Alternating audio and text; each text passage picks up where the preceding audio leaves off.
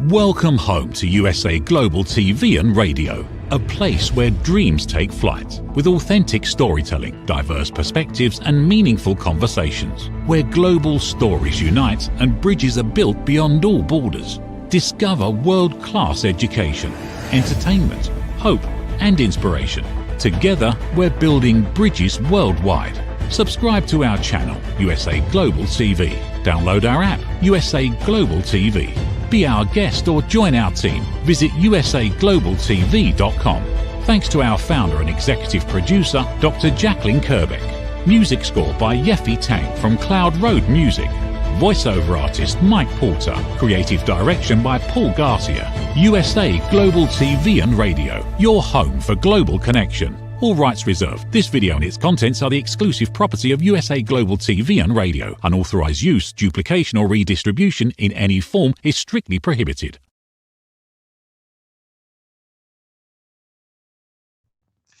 Howdy, all y'all.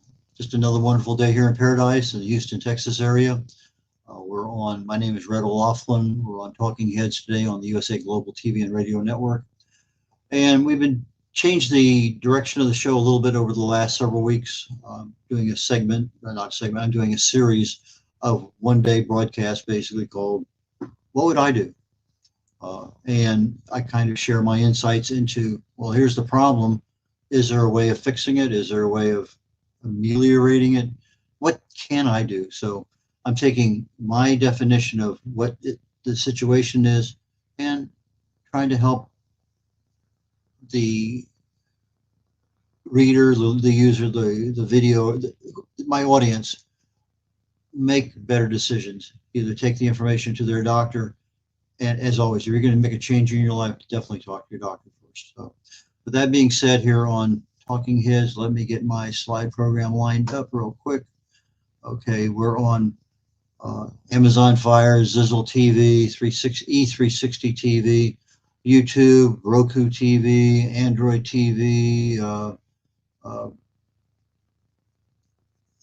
so many different ones. Plus, we also have a series of, all of these are all live streaming, but we also have a series of podcasts that follow it pretty rapidly after everything is done. But if you're missing an episode, you want to go back and catch something, go to YouTube and then just type in the USA Global TV, and there's a couple of sites there that you can pick you up and go to the archives and pick anything out of there that you want. So that being said, a little bit about me, health awareness disclaimer. I'm a researcher, not a medical or pharmaceutical expert, never been in those businesses or those industries.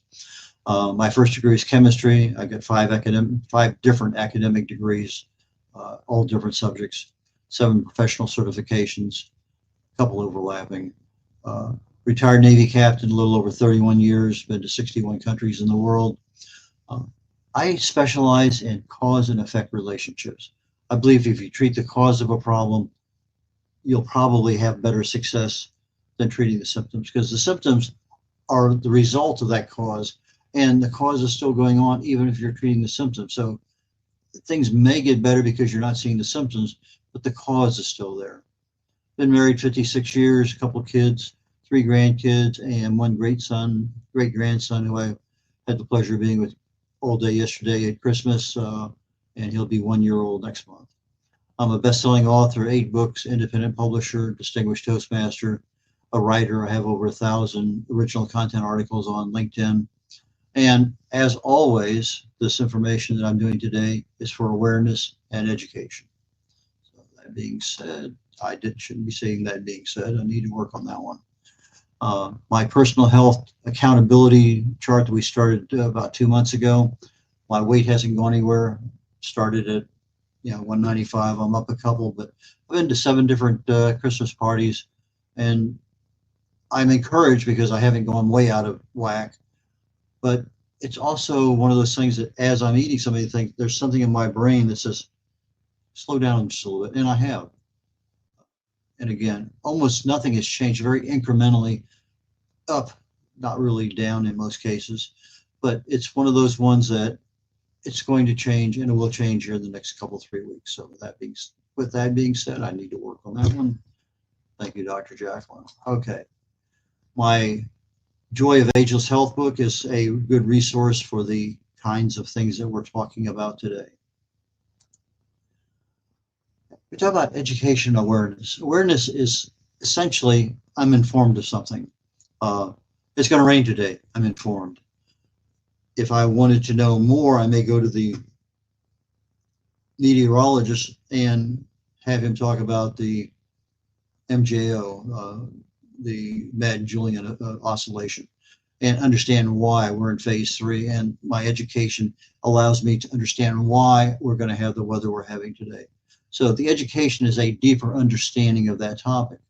Now, with people just watching my shows, they're probably aware of a couple of terms, autophagy and AGEs, advanced glycation end products. But the awareness stops there. Unless you really want to do something to improve your life by addressing autophagy or AGEs, that becomes an educational opportunity. But for most of us, our education is diet, exercise, sleep, stress management. That's all we hear about how to take care of your health. And to a large degree, if you're doing a lot of the right things, it's true. It really is. But our health is a total package. It's more than just our physical well-being. It's more than just the absence of disease.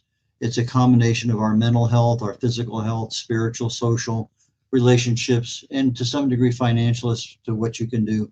But there's a lot of different segments of health.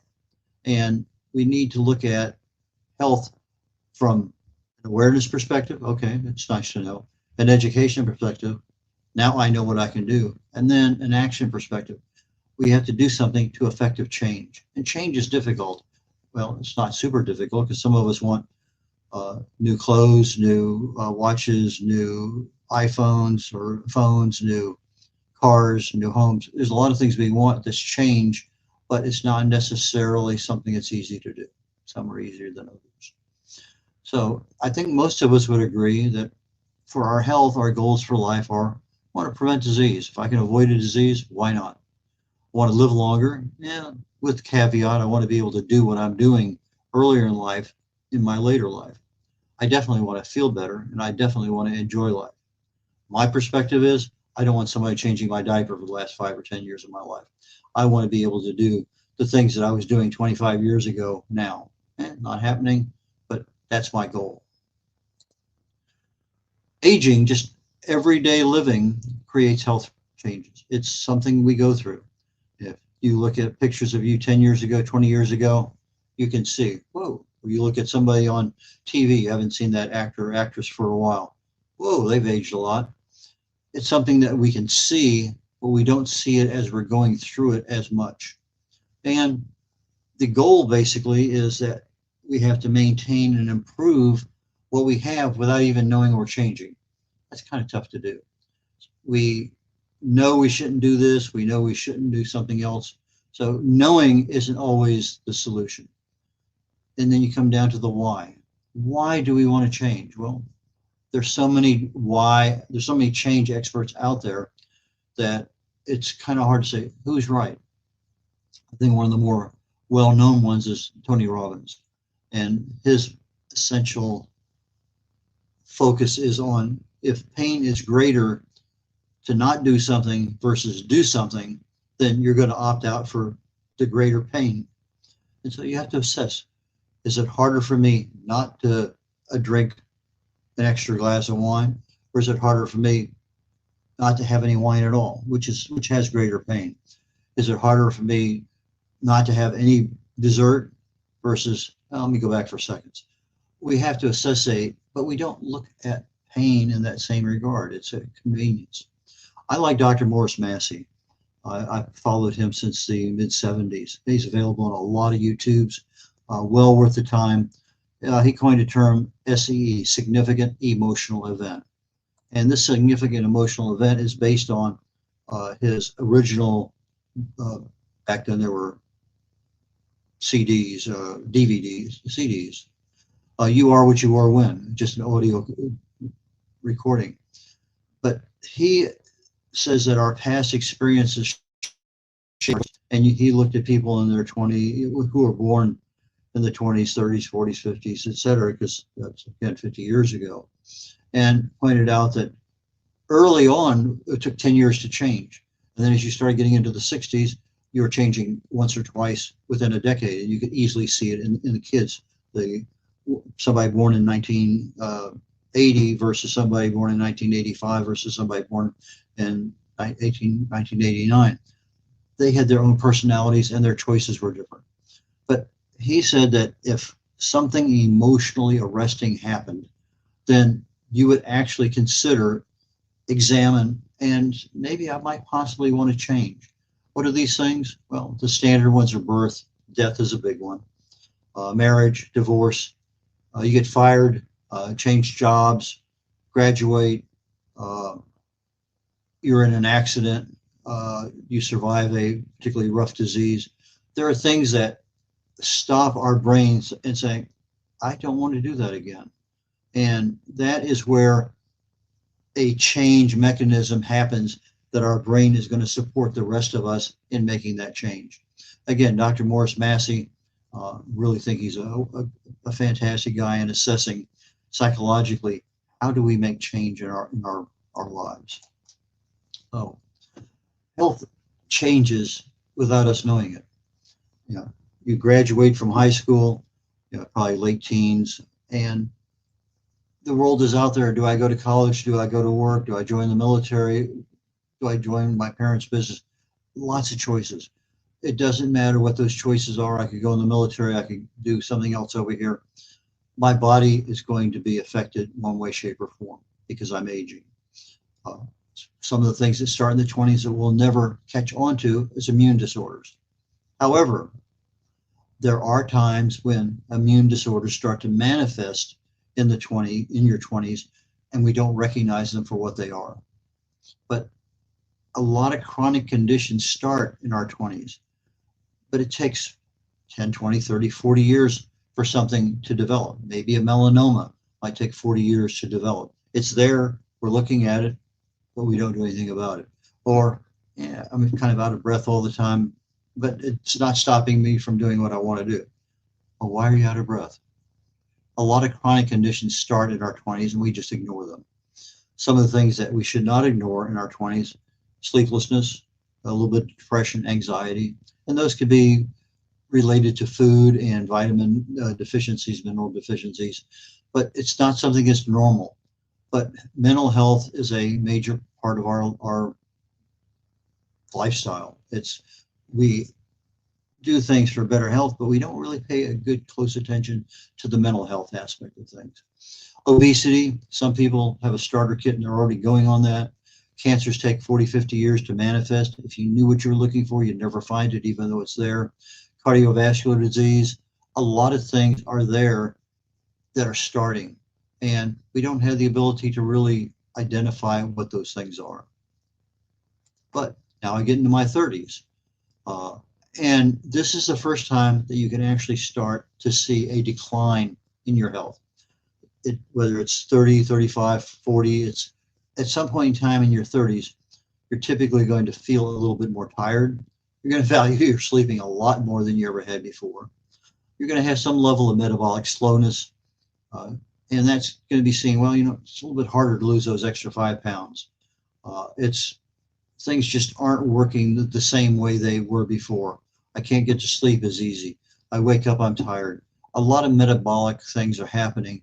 It's just happening at a slower rate, so we're not noticing it. It's just something that's just a little tired, fatigue, did too much yesterday. We're having muscle loss, but we're not seeing it. We might be able to see it if we're measuring strength and endurance, but we're losing a little bit. Our skin's starting to become a problem, maybe losing a little bit of elasticity, but it's not there yet, but it's beginning. Hormones, again, if we're not in balanced nutrition all the time, a lot of issues are beginning in our 30s with hormones. Bone density, if you're living in an environment, and if you're keeping your body in an environment where it's acidic all the time, below 7.0 on the pH scale, your body eventually is going to leach calcium from the bones to maintain proper pH of your bloodstream, which is 7.4 plus or minus a little bit. So you really need to be concentrating on an alkaline environment in your body in order not to lose bone density. But again, we don't know about that because we're not aware of it. It's going to happen somewhere down the road. You're going to get a bone density test and you say, whoa, I didn't know that. And now they're going to try to give you all sorts of things to fix it.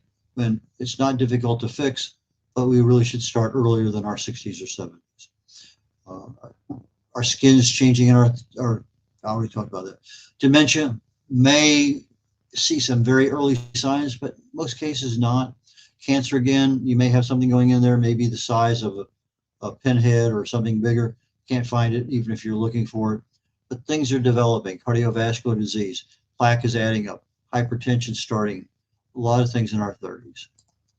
40s, again, more hormonal shifts, probably more related to our diet and our nutrition, but a lot of it is actually programmed aging because these hormones are not produced as much as they were before. Well, if I know which ones they are or the precursors, I might be able to give them a boost. You can see facial changes, real aging starts then. A lot more noticeable muscle loss, but many of us, most of us need reading glasses. Our mental acuity starts to become in question. Where did I leave that? I can't think of that word. Our joints, weight management, very difficult. May or may not start having urinary issues. A lot of metabolic changes inside, a lot dealing with your digestive ability. So we get into our 50s. Now again, our muscles, our bones, menopause, things are happening all around us. And we can see our muscles. We may be able to feel the aspects of menopause, but we probably don't feel a thing with our bones. But it's happening. Our bones used to be very, very strong. They're not brittle. They're not in extremis, but they're working their way there. Our vision issues, if we haven't gotten glasses, we're probably in an area where I need reading glasses to read. I might need a long distance glasses to drive. Our hearing is really starting to become an impact, especially if you were in military or in some industry that had a lot of noise with it. If you were in your teenage years and you had something blasting out all the time, hearing is really going to become a problem in your 50s. That's where you're hearing. I just hear a lot of thunder outside right now, still booming. And again, those metabolic changes, and a lot of that has to do with our digestive ability. It's just not what it used to be. We start seeing in our 50s some of those chronic conditions we talked about back in our 20s. They may be an autoimmune disease that's manifesting. It may be something as early as cancer, COPD, a lot of things that become chronic because we never addressed them. Okay, we are here for awareness. If you're in your 30s or 40s, or you have somebody in your family, these are things that we ought to start paying attention to and begin some process of improving. We have an increase of risk of everything that's not good for us. Hypertension is pretty much not with most people, but it's knocking on the door of everyone. Depression, well, part of that's the fact that if you're in your 50s, your parents are probably in their 70s or 80s, if they're still alive, a lot of issues with them that you're worrying. Your kids are out of the house. You're having more time now to yourself. You're starting to see things. I don't want that. And how do I go about making those changes? So 50s is one of those delicate time frames. Let's talk about the 60s. Very definitely a lot of physical changes happening in our 60s. Our strength starts to wane significantly. Balance can become an issue. We usually might just catch ourselves a little bit. You lift up a little vertigo, a little dizziness, reach out for something. Not a big deal, but it's one of those things, awareness. If you're starting to see that, maybe I need to start working on my balance now. It's not a difficult thing to do. A lot of YouTube videos. If anybody's out here, pick any of these topics, go to YouTube. But if you're really serious about making a change, again, talk to your doctor before you do it. Our endurance. Okay, maybe in my 50s, I could run a half marathon. My 60s, I may not be able to run 5 miles. Our endurance wanes, especially on a lot of things. Our muscle mass really starts to lose. We start seeing a little chicken wings and things like that under our arms. A lot of things occurring. Flexibility, joint pain may start to be a major problem. Weight management is always going to be a problem for those in their 60s and older. Just can't get rid of those extra 4, 5, or 6 inches around their waist. Cardiovascular increases. A lot of more plaque is being put into our blood stream and arteries, blood stream, arteries, and heart valves. You know, I think of it. Our vision, hearing, obesity is probably pretty set in our life by then. Diabetes is a major issue. A lot of problems with cognitive decline start to show up in our 60s. Memory loss, complexity issues. We can't do what we used to do. Where did I put my keys at? Don't remember that being over there. A lot of things, we process things slower. Some people, you're starting to see early onset Alzheimer's, and we kind of notice it in other people, but we don't notice it in ourselves. We should have the awareness, but our action is lacking. We just attribute it to aging. I'm getting older, that's what's going on. When in reality, it probably is something that's happening that you should have some level of being able to address. 70s, you start noticing, people coming around, they have large skin bruises, hematomas.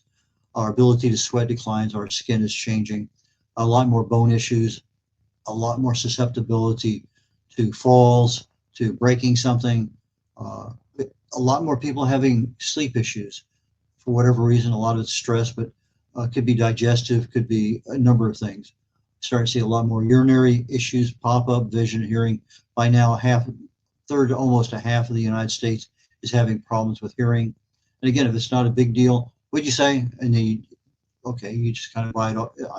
It's aging. Cardiovascular disease, we're seeing a lot more fatigue. You can't do what you do going up a set of stairs. You just got to sit down and rest. A lot of hypertension. Dementia is starting to be part of a lot of lives and people in their 70s. Got to really be super careful for falls. Ulcers may be present. Our body's getting old. We just have an old body. 80s, again, bone issues, muscle issues, cardiovascular should be disease, CVD, hypertension, COPD, osteoarthritis, conjunctive. Let's see, what is a COPD? Pulmonary disorder. I can't think of it right this second. Moving right along. Prostate issues, cancer risk super increased. Even if you had it earlier in your life, chances are this is a time that it can come back again. Hearing loss, difficulty living alone, dementia, depression. Coordination becomes a major problem. Just some things you can't do that you used to do. Aging is normal. It's something we see all the time. We can affect significant change, and it's always easier if we start earlier than later.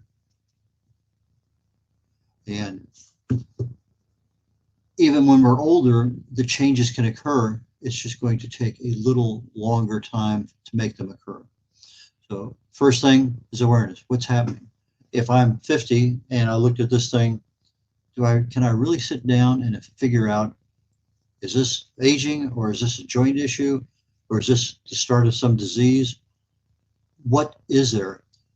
And the second part is taking whatever action's needed.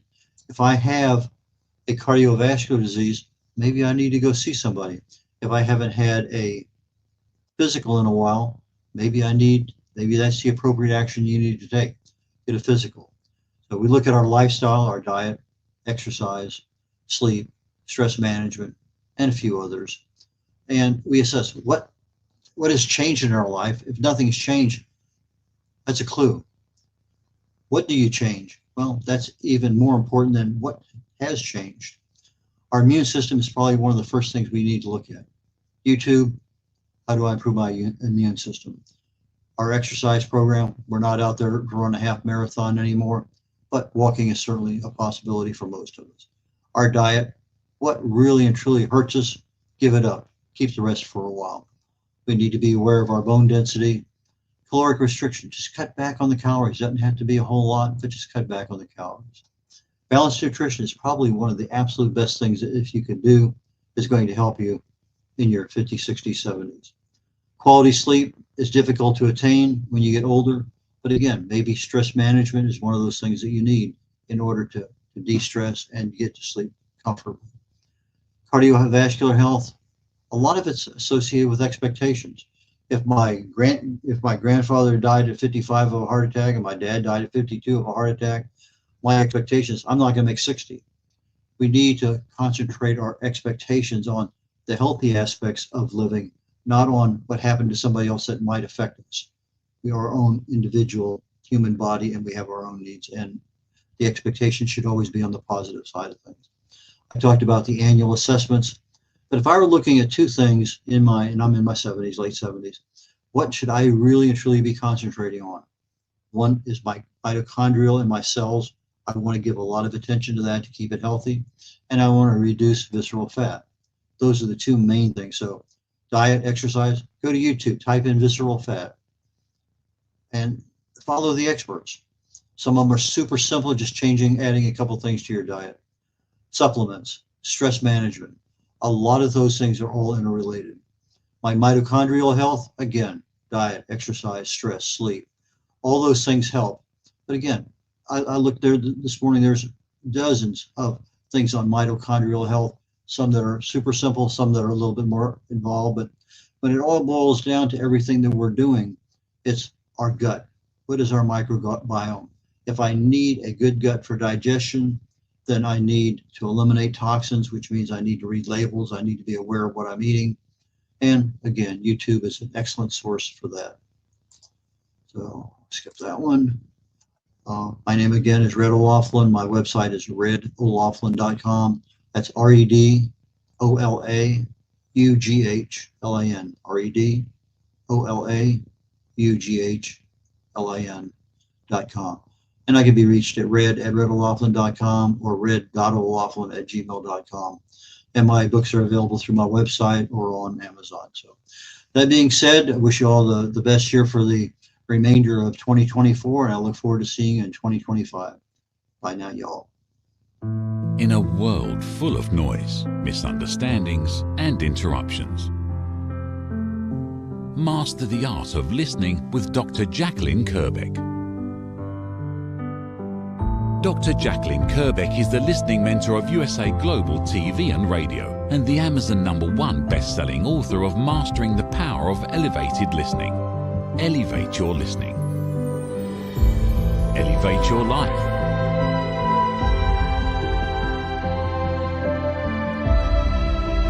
Join a global learning experience in person or via Zoom. Reserve your spot today. usaglobaltv.com/book-your-session or drjacqueline.thinkific.com. Join Dr. Kerbeck's listening courses or hire her to unlock deeper connections and authentic conversations.